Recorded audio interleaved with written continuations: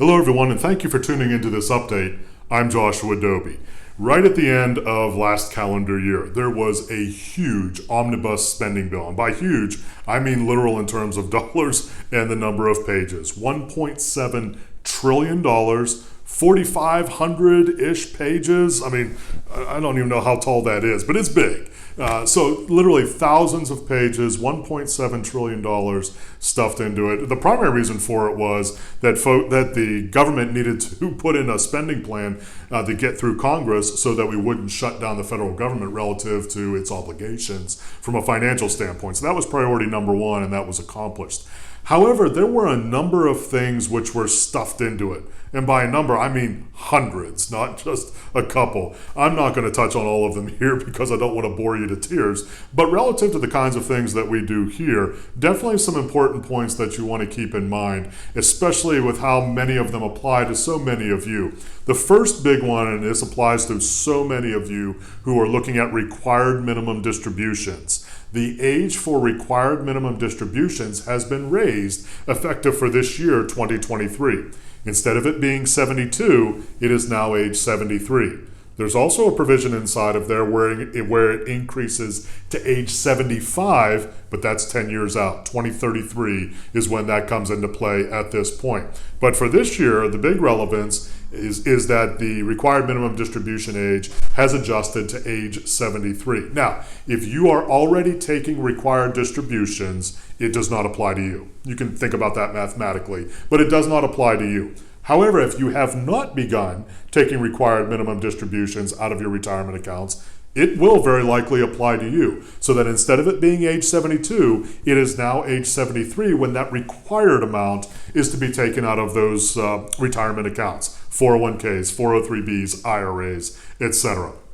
Very, very important to keep that in mind. Very important relative to a planning standpoint, especially if you're not taking any income out of your retirement accounts or you don't plan on taking that much out of your retirement accounts. A very, very important planning point to keep in mind. Second big item, if you're making contributions to small company retirement plans, SEP IRAs, simple IRAs, those kinds of plans, which are meant for smaller employers, it looks like that there are going to be, and I say looks like because some of these are still a year or two out in terms of when they get implemented, that there are going to be opportunities to make more Roth contributions into those plans than there have been previously.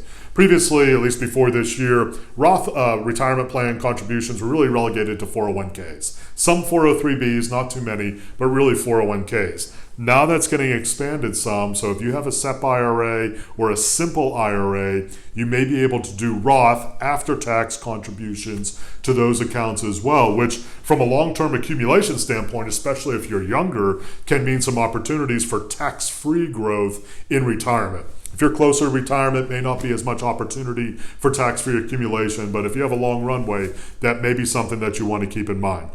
Third big item, and this is big relative to just how we do income taxes, and I'm not going to get granular into the specifics on each bracket, but relative to this year, and this is because of inflation, we're going to see expansion in the brackets in terms of the income that is allocated to each income tax level.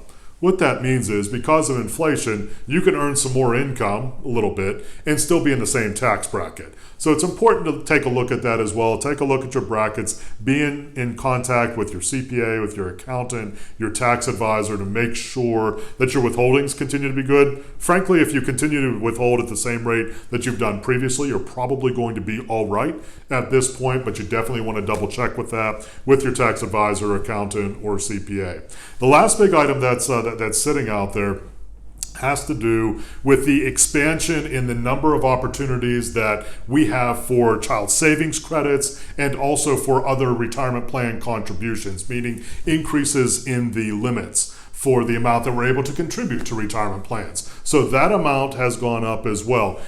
it's different across all the different plans. I definitely don't want to just bore you to tears in going through each one, but take a look at it. If you're involved in a retirement plan, very likely your retirement plan trustee is going to make you aware of those kinds of things. They're going to send out a flyer here, probably within the next month or two, to make you aware that those limits have adjusted, and that if you want to take advantage of them, that you certainly can. So make sure you're taking advantage of looking at that as well, if that applies to you. So again, RMDs, increased limits and contributions, larger a number of possibilities for Roth contributions to certain retirement plans, and expansions in things like child savings credit and tax expansion in terms of the limits, or the bracket limits, if you will, for certain styles of income. So a lot that's stuffed in there. Again, a lot more details, a lot more granular than what I'm going to get into here. This is really just an opportunity for me to tell you, hey, this is out there. Make sure you take a look at it to see if it applies to you.